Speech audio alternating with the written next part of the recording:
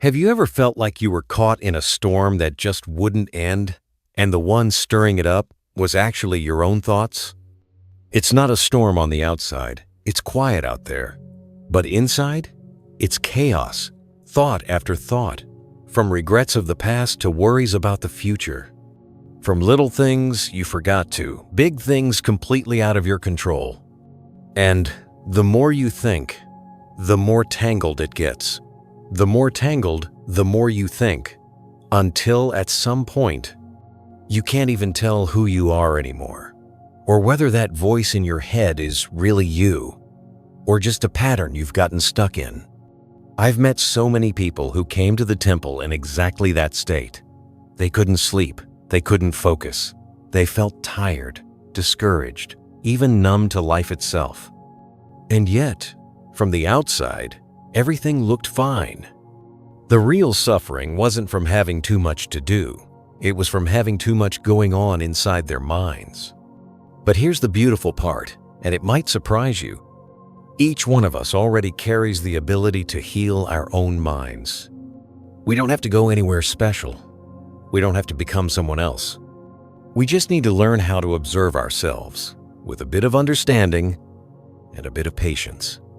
In the Buddhist teachings, there are some simple yet incredibly profound practices. They're not about avoiding your thoughts or forcing yourself to think positive. They're about understanding how thoughts actually work, so you can loosen your grip, so you can transform instead of escape. These practices have been passed down for thousands of years, and they've helped countless people step out of the whirlpool of overthinking and return to the natural stillness that's already within them. And in today's talk, I'd like to walk with you through 6 powerful Buddhist lessons, gentle, practical steps to help you slowly loosen the grip of your thoughts and return to peace and clarity within. Let's begin. 1. Listen to your body. Return to yourself. There are days when the mind just runs like a machine without an off switch. People sit still, phone in hand, eyes on a screen. But inside, they're completely somewhere else. Maybe they're replaying tomorrow's meeting, a conversation left unfinished, or an old mistake that still lingers. And in that moment, they're no longer connected to themselves. But here's something we often forget. There's one thing that's been with you since the moment you were born, and it's still here, always here. Your body. We tend to overlook it, but the body is the first and the closest doorway back to the present moment. When the mind is scattered, when thoughts drift off, the body is what anchors us back. Sometimes all it takes is one conscious breath, a hand resting gently on your chest, feeling the heartbeat, or simply noticing your feet touching the ground, solid, steady, and suddenly, the mind stops running. There's a woman I met once, middle-aged, who shared something beautiful. Whenever she felt overwhelmed, she would go out to her garden and place her bare hand on the trunk of a tree. That's it. No prayer, no ritual, just her hand on the bark. She said, after just a few minutes, something shifted inside. Not because the tree had magic powers, but because for the first time in that moment, she had actually stopped. She was truly there. The Buddha once said, "In this very body, with this body, a practitioner establishes mindful awareness. And this is the path to awakening." What does that mean? It means that in this very physical body, through breath, through each step, through the warmth or pressure we feel, we can begin practicing awareness. No need to wait for life to calm down. No need for a retreat center or a meditation hall. Right here, in your own body, the journey home begins. Over the years, I've spoken with people from all walks of life. Young professionals, busy parents, folks navigating midlife or retirement.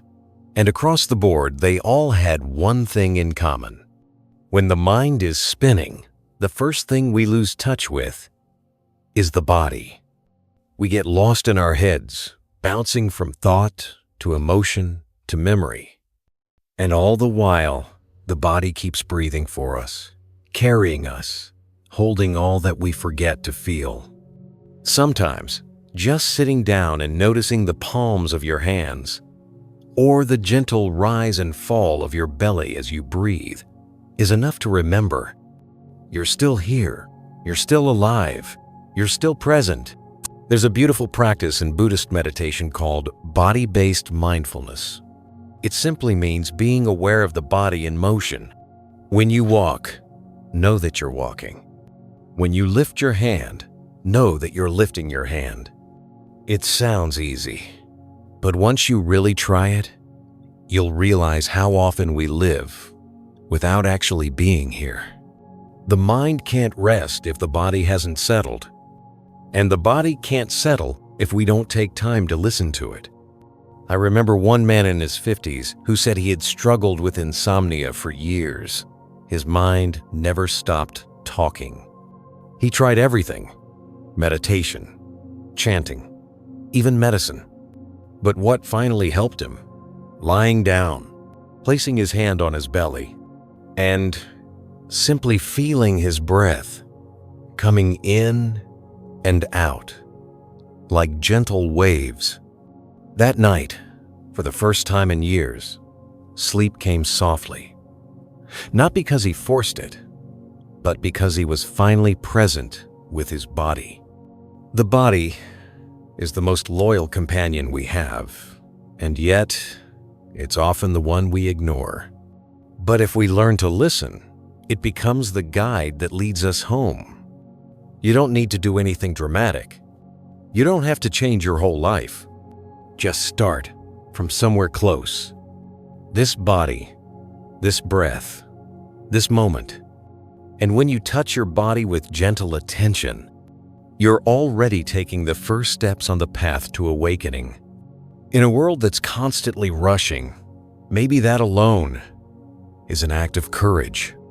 And that's why, in this journey to calm the chaos of the mind, the first step is not trying to stop the thoughts, but returning to the one place they can rest: your own body. 2. Letting go of the ego, returning to inner freedom. There's a common misunderstanding out there that our thoughts define who we are. But if you take a closer look, is that really true? Think about a moment when a negative thought popped into your head. Something like, "I'm such a failure. I'm not good enough. I should have done things differently." And the moment you believe it, everything inside you drops. You shrink. You lose your sense of direction. But just a few hours later, with the same mind, the same person, suddenly a different thought appears. Maybe things will be okay. Maybe I'm learning something from this mistake. So now, who's the real you? The one who felt like a failure? Or the one who's beginning to grow? Buddhism offers a very clear perspective on this. You are not your thoughts. You are the one who observes those thoughts. Just like the sky is not the clouds. Clouds can be gray, white, dark, or scattered. But the sky is always there. Vast, still, open. There's a story from a Zen master about a young student who came to him with a heavy heart. "Master," the student said, "I can't stop thinking. I feel weak, like a failure. I feel terrible." The teacher didn't respond right away. He just invited the student to sit quietly. Then, after a while, he gently asked, "These thoughts you're having, are they really you?" The student didn't answer. The teacher continued, "Or are you the one who's noticing them?" And in that moment, the student began to cry. Not out of despair, but out of relief. For the first time, he felt a kind of lightness. The ego, in Buddhist teaching, isn't some villain to destroy. It's simply the collection of labels and identities we've attached to ourselves. I'm this kind of person. I can't be like that. I have to succeed. I can't lose. But the problem arises when we completely identify with those thoughts, when we treat every voice in our head as the absolute truth. That's when we become a prisoner of our own mind. The ego loves to tell stories. It says, if I fail, I'm worthless. If they don't recognize me, I have no value. And slowly it pulls us farther and farther away from a very simple truth. We don't need to become someone else. We just need to return to who we really are. The one observing, the one breathing, the one awake. There's a very simple yet powerful practice in meditation. Whenever a thought arises, whether it's positive or negative, gently say to yourself, this is just a thought. It's not who I am. It might sound small, but when practiced regularly, this creates a precious distance between you and the voice of the ego. And that distance is where freedom begins. There was a woman in her 60s who once shared during a retreat that she'd carried guilt for years. Every time she remembered a mistake she made as a mother, she would repeat the same thought, I was a bad mom. But one day, in a quiet moment of mindfulness, she sat with that thought and simply watched it pass by, like a cloud. She said, something strange happened. That thought no longer had power over me. And then she laughed, softly, as if she had just walked out of a prison no one ever locked, but one she had sat in for years. The Buddha once said, the self is an illusion. There is no fixed I, no unchanging identity. That doesn't mean we don't have personalities or that we shouldn't do anything in life. It means we need to remember thoughts, emotions, moods, they're all temporary visitors. They arise and they fade. What remains is awareness. And it's from that awareness that true inner freedom comes. Letting go of the ego doesn't mean abandoning yourself. It means letting go of the illusion of who you think you have to be. It's pausing long enough to realize, behind all the roles, expectations, and labels, there's something much more real. A quiet life force, still breathing, still here. And in a world where everyone's rushing to prove themselves, letting go of the ego is actually one of the wisest and most courageous things we can do. Freedom doesn't come from never having another negative thought. It comes from no longer believing that every thought is you. You smile and let it go. Like the sky smiling at the clouds. No need to change the wind, just stop holding on. And slowly, as the grip of the ego loosens, a new space opens up. A space where the mind feels lighter, clearer, more peaceful. In that space, there's no more struggle to be someone. Just one quiet, honest question remains. Am I truly here right now? 3. Simplifying the mental space. Returning to your natural stillness. During a talk at a small monastery in Northern California, a man in his 40s once said this to me, my life feels like a room full of clutter. Sometimes I just want to sit down in peace, but I can't find a clear spot. And let's be honest, haven't we all felt that way? Not because we're doing too much, but because our minds are carrying too much. All the unfinished thoughts, the random worries, the tiny what-ifs, and the heavy maybes. One by one, they pile up, and eventually, there's just no space left to breathe. In Buddhist teachings, there's a principle that's both beautiful and practical. Mindfulness can only take root in a mind that isn't overcrowded. The mind is like a body of water. If the surface is constantly stirred up with thoughts, fears, expectations, judgments, then light can't reflect through it. If we want to see clearly, we first have to let the waters settle. Simplifying your mental space doesn't mean quitting your job or giving up your responsibilities. It doesn't ask you to walk away from the world. It simply asks you to let go of what you don't need to carry inside yourself. Someone once asked, but how do I know what to keep and what to let go of.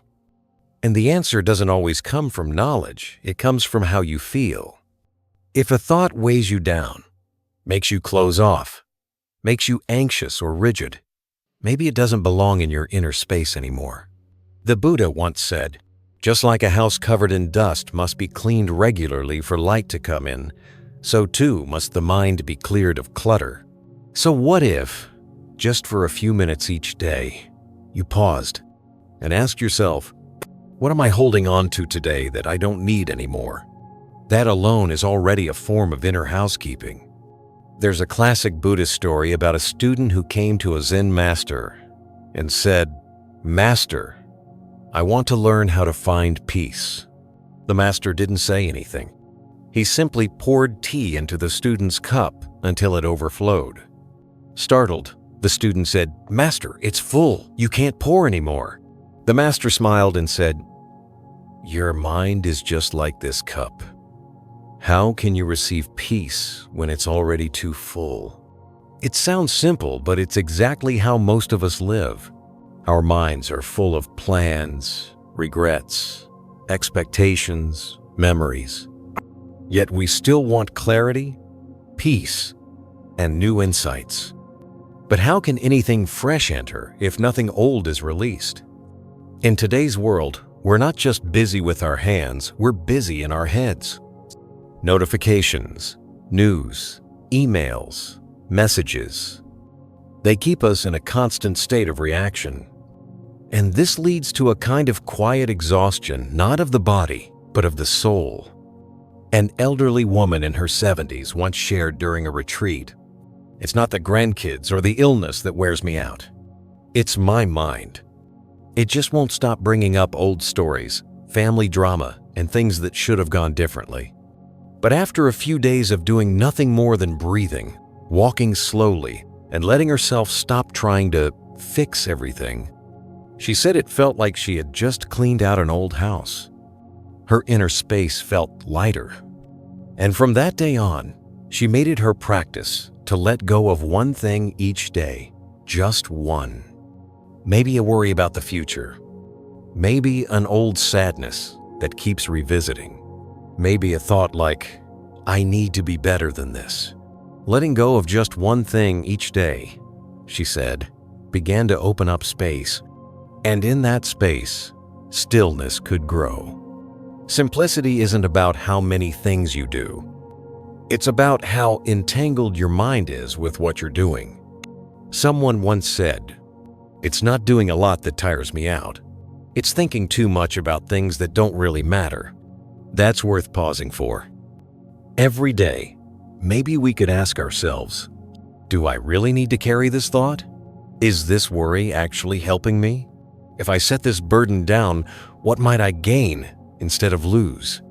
Eventually, you start to see, letting go doesn't leave you empty. It leaves you whole. Just like when you clear space in a cluttered living room, the light naturally floods in. The same is true for the mind. When you think less, cling less, worry less, the light of clarity and mindfulness starts to shine on its own. We don't have to carry everything that life throws at us in our minds. Life will go on. Life knows how to move. We just need to learn how to clean gently every day from the inside out. And in that way, the practice of simplifying the mind isn't just a technique. It becomes a way of life. A life where the mind is spacious, so you can truly see, hear, feel, and live more fully. Because in simplicity, you don't lose anything. You simply let go of what was never really needed to begin with. 4. Observe without judging. The art of being still in the flow of the mind. Have you ever tried to sit quietly for a few moments just to let your mind rest?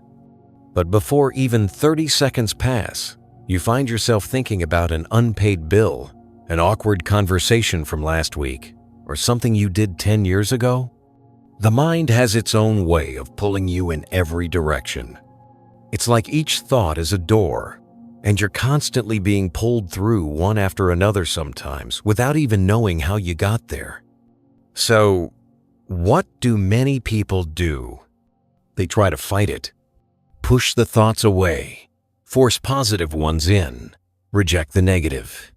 But the more they resist, the louder the thoughts come back stronger, more persistent. But in the Buddhist teachings, there's a gentler, wiser approach. Just observe without judgment. No pushing. No clinging. Just see what's there.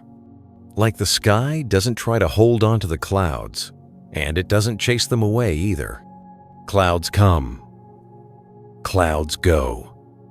The sky remains vast, calm, unchanged. The mind can be like that too. During a meditation retreat, a woman in her 50s began to cry in the middle of a sitting session. When someone asked why, she said, "I always thought I was a bad person because my mind never stops wandering. But today, for the first time, I simply watch the thoughts come and go without reacting, and I realized they aren't me." She didn't try to fix herself. She didn't try to stop the thinking. She just showed up. And that alone was liberating. The Buddha once explained this through the image of 2 arrows. The first arrow is life's unavoidable pain it hits us. But the second arrow is the suffering we create our reactions, our blame, our self-judgment, our anxiety. And it's that second arrow that really causes the lasting hurt. To observe without judgment is to stop shooting the second arrow into yourself. There was a young boy who shared that whenever he got angry, a voice in his head would say, "You're a bad kid. You shouldn't feel like this." So not only was he angry at others, he became angry with himself. Until someone gently taught him this: when you feel anger coming, just say softly in your mind, "Anger is here." So he tried it. And he said, for the first time, the anger felt like a wave. It rose. It passed. And he was still standing, unmoved. This practice isn't about escaping your emotions. It's about being fully present without getting swept away by them. Sadness may be there. Worry may be there. But at the same time, there's a quiet part inside you, still and steady, just watching it all, like someone sitting on a riverbank, watching the water flow by. And really, we've all known that feeling before. Like when you stand in nature, watching clouds drift, or hearing the wind in the trees, and suddenly your heart just softens. Not because a problem was solved, but because for a moment you stopped judging. You're not saying, "I'm not good enough." You're not saying, "I need to be better." You're simply saying, "This is what's here, and I see it." True mindfulness isn't about forcing your mind to be empty. It's about staying awake even as the mind moves. Like a lighthouse can't stop the waves, but it still shines for passing ships. Your awareness can't stop thoughts from coming, but it can keep you from getting lost in them. A Japanese Zen master once said, "When a thought comes, treat it like a guest knocking on the door. Don't invite it in for tea, but don't slam the door either. Just notice, there's a knock, and return to your breath." Simple, but powerful. Stillness doesn't come from having no thoughts. Stillness comes from no longer being carried away by them. One man practiced this every morning while walking. Whenever his mind started replaying conversations, making lists, analyzing, he would gently note, "A thought is here." No judgment, no effort to change it, no pretending to be positive. And slowly, silence began to grow, not because the mind stopped thinking, but because he no longer identified with the thoughts. They were just passing events, and he remained still. And that alone was enough to feel free. So the real miracle isn't in stopping the mind from wandering. It's in recognizing a thought when it appears, smiling gently, and letting it pass. No need to argue with it. No need to react. Just notice and breathe. The sky never criticizes a cloud, and the mind can learn to do the same. When we stop judging, we discover the peace that's been here all along. 5. This moment is all there is. The art of living in the present. One time, during a tea meditation at a small Zen center in Oregon, a man asked while pouring tea, "Teacher, how do we slow down in a world that keeps pushing us to rush?" No one answered right away. Everyone simply watched the steam rise from the cup. The warmth, the aroma, the hand touching the handle, everything was right here in this very moment.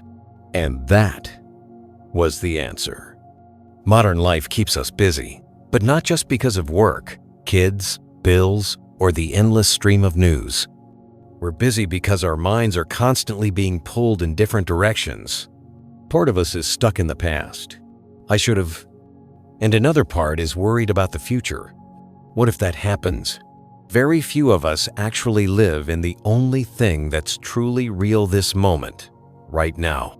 The Buddha once said, "There is no path to happiness. Happiness is the path." And that path isn't found in tomorrow, nor in the things we've lost.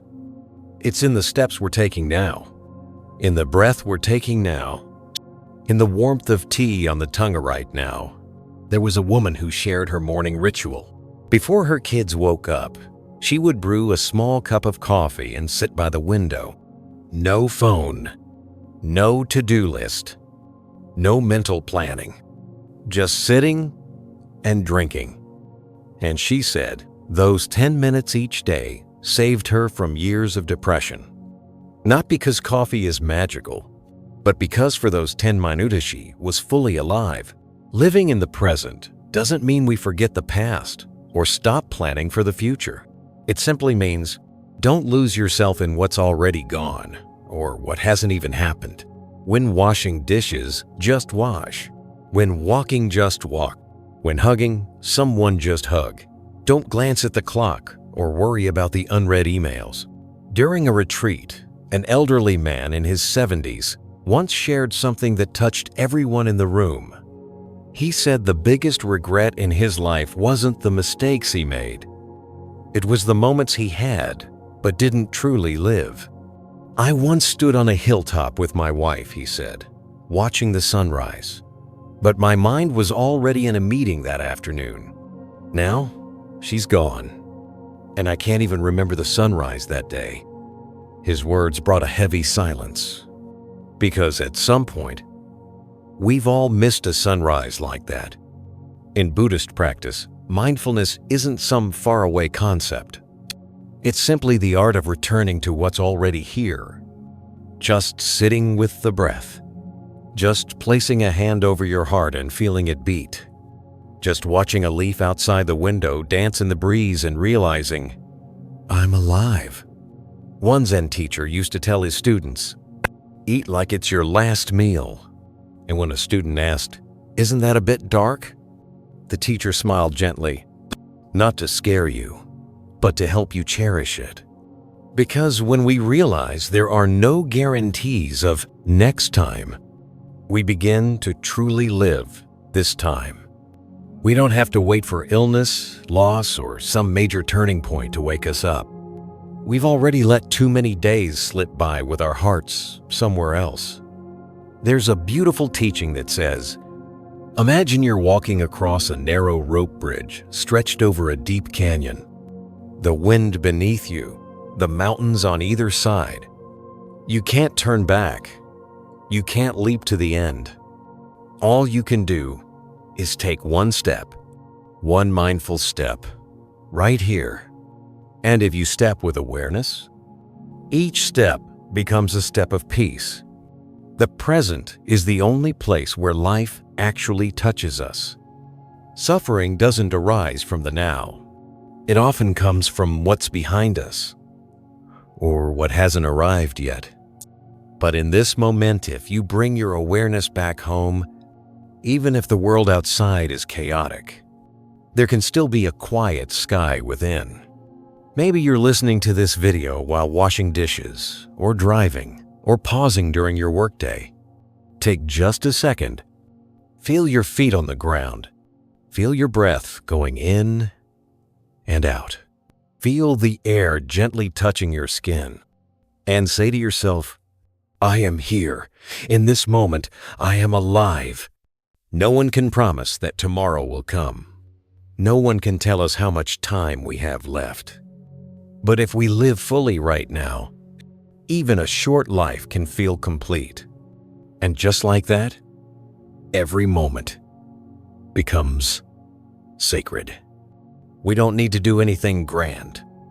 Sometimes, simply being present with a cup of tea, a deep breath, or a warm embrace is already enlightenment. 6. Compassionate thinking. Heal yourself first, then let it flow into the world. There are days when people feel exhausted, not because of too much work, but because of too much being held inside. The mind becomes crowded with quiet voices. I'm not good enough. That person doesn't deserve forgiveness. Why is life so unfair? And though those voices may be small, if they repeat day after day, eventually they become a storm in the heart. But here's the surprising thing. That storm doesn't need to be silenced with force. It only needs one thing. Something soft, gentle, but deeply powerful. Compassion. In Buddhism, compassion metta, in Pali, is not just a nice feeling. It's a healing energy, a deep inner strength that helps us untangle the knots inside us and between us and others. Compassion doesn't begin by forgiving the world.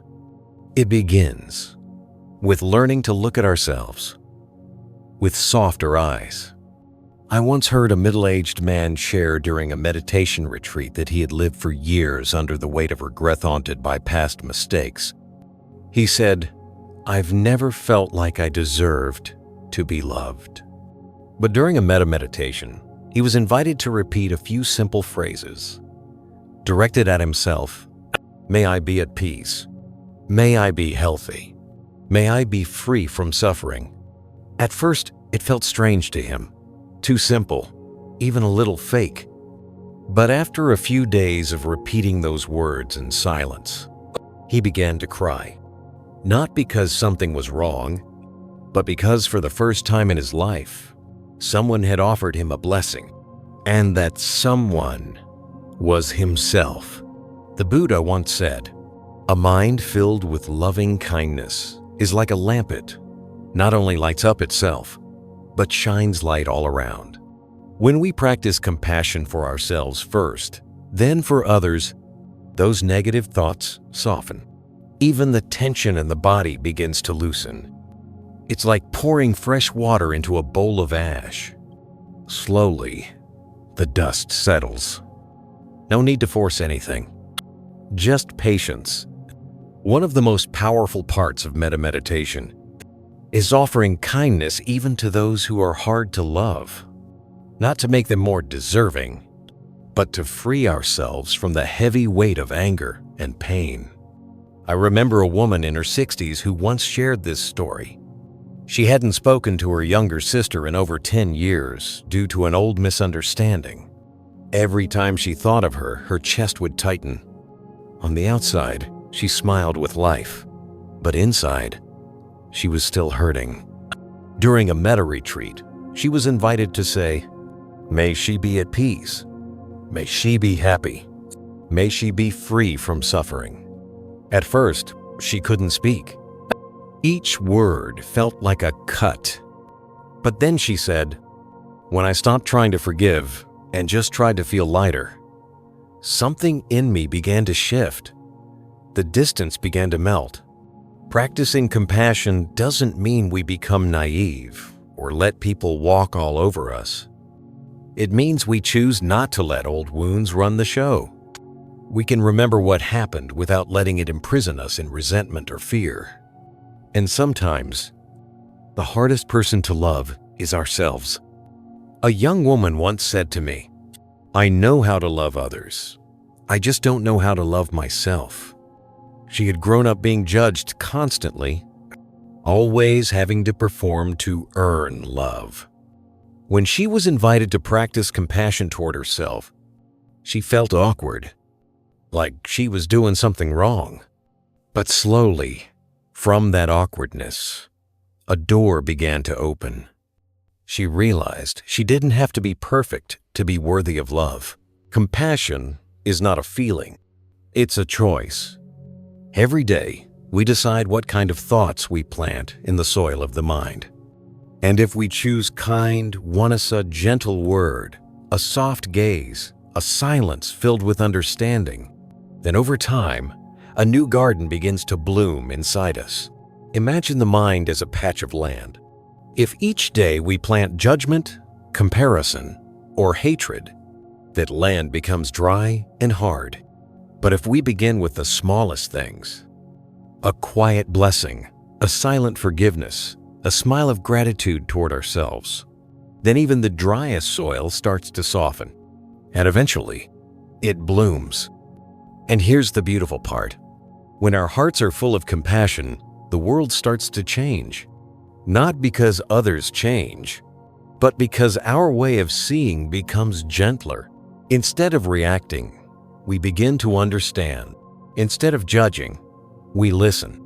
Instead of closing off, we open, even if no one has apologized. So, if there's one small thing to begin your healing journey with, maybe it's just this quiet blessing. May I be at peace. May I be healthy. May I be free from suffering. It may seem small, but if spoken each day with a sincere heart, it becomes a gentle stream that nourishes the soul. Looking back on everything we've walked through so far, from listening to the body, letting go of ego, simplifying the mind, observing without judgment, living in the present, to now, cultivating compassion, we begin to see something deeply true. Peace doesn't come from fixing the world outside. It comes from how we care for the world inside. Each small practice is a seed, and if tended daily, they grow into mindfulness, wisdom, and love, not only for ourselves, but for everyone around us. In a world that never stops moving, perhaps the most miraculous act is simply to pause, to breathe, to listen, to realize we are still here, alive, awake, and capable of choosing a different path, a quieter path, a deeper path, a truer path. And if anything in today's message has touched you even just a little, please carry it with you. Don't let the lesson stop here. Bring it into your breath, your steps, your everyday moments. If you found this video meaningful, please consider subscribing to Buddhism Seeds, hitting the like button to help spread the Buddha's wisdom to more people, and sharing it with someone who might need a gentle reminder today. And if you feel moved, leave a comment below. Share one small thing you'll begin practicing today, because who knows, your words might be the little lamp that lights up someone else's dark night. Thank you for listening. May you always dwell in the sacred peace of each present moment.